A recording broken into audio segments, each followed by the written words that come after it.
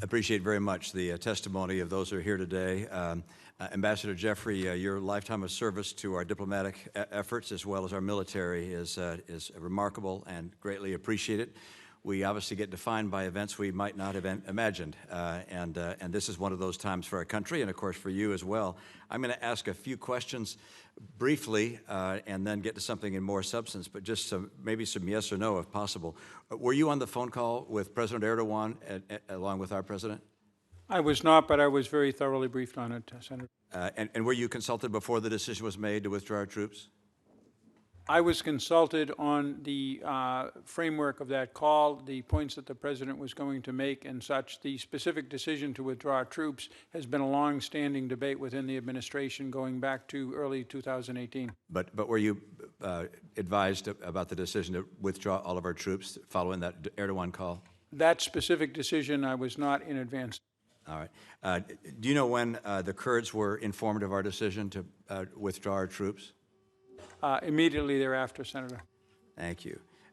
Do you have a sense of how many Kurds have been killed since we withdrew our troops? Again, it's a mix. In fact, the area that we're talking about that the Turks went into is a largely Arab area. So I do it myself. I use a shorthand Kurds, but we're talking about the SDF and the YPG, which are mixed groups.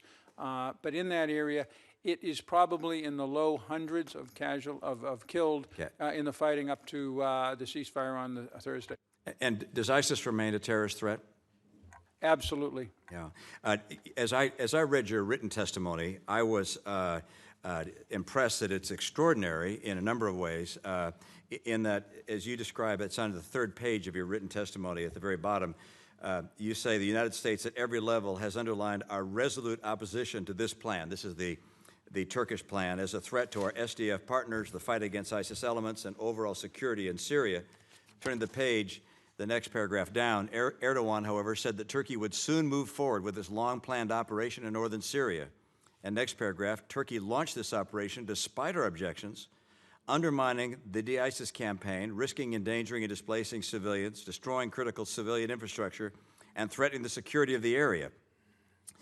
There is no discussion here of we wanted to end endless wars and this was the result of a long strategy of America to get out of the region. It was instead, based upon what you're saying here, Erdogan basically said, we're coming in, get out of the way. And America blinked. Am I reading that wrong? Largely correctly, Senator, with one very, very important exception. It isn't that we got out of the way because we were not militarily in the way.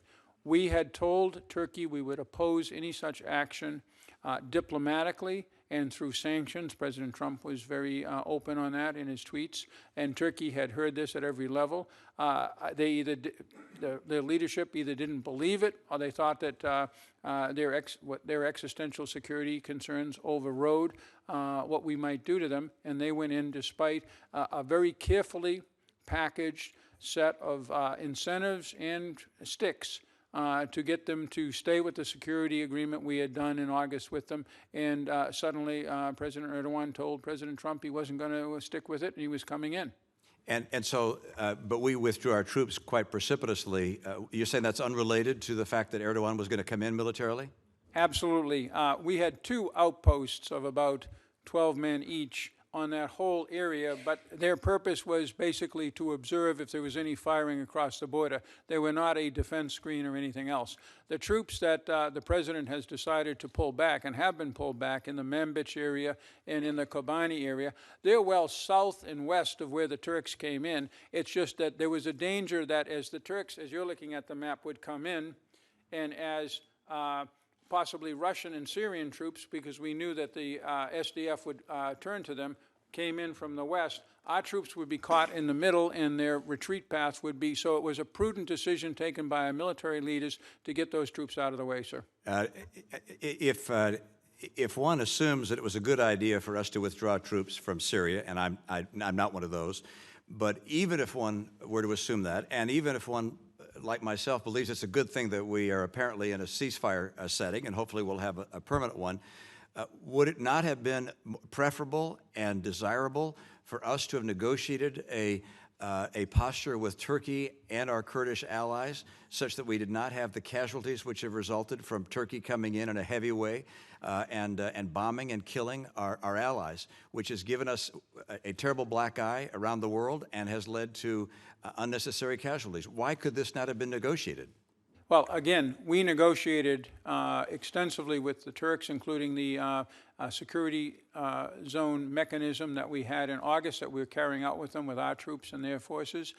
We negotiated until the very moment that Erdogan's troops came in. The president wrote President Erdogan a letter. The president then followed up with a message to President Erdogan urging him not to act and pointing out that it was likely that this would simply produce the Russians and Syrians coming into the Northeast, which is exactly what happened. So President Erdogan, again, looking at the Russian-Turkish agreement and looking at our agreement from last week, the YPG has pulled back but has not been really defeated or eliminated from the game. So one Turkish objective was not achieved, and Turkey has not gained much territory if that was their objective. And we told them all along that this would happen, and that if they did that, they would run into a great deal of trouble with us, thus the sanctions and the other steps we took against them 10 days ago now.